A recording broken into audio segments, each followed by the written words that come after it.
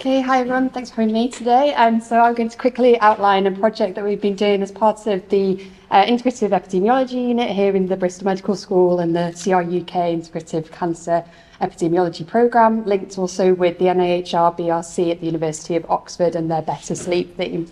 So we found quite consistent links between chronotypes, that's an evening preference, and increased risk of breast, prostate and colorectal cancer, which also aligns with the well-known observational relationship between shift work and these cancers. A hypothesized mechanism is via artificial light at night and melatonin suppression, which in turn has various anti-cancer mechanisms. This light at night hypothesis has largely been investigated using the International Space System imaging data, but we want to also look at this at an individual level, looking at indoor light exposure through wearable devices. The UK Biobank has wearables on almost 100,000 individuals. We've looked at sleep staging through various ML algorithms, but we can also use the light sensor on these devices to also capture day and night light exposure.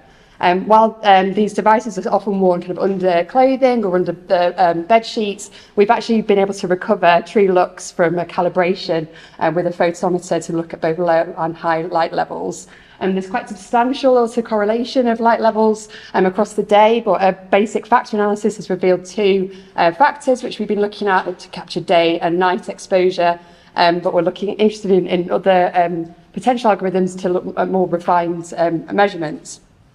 What we have looked at, so with the two factors, we found strong relationships with chronotypes of eveningness, and we've also within this data set got reasonable numbers of incident cancer cases for the cancers of incidence. So that's the next step, is to look at the lux levels in relation to incident cancer.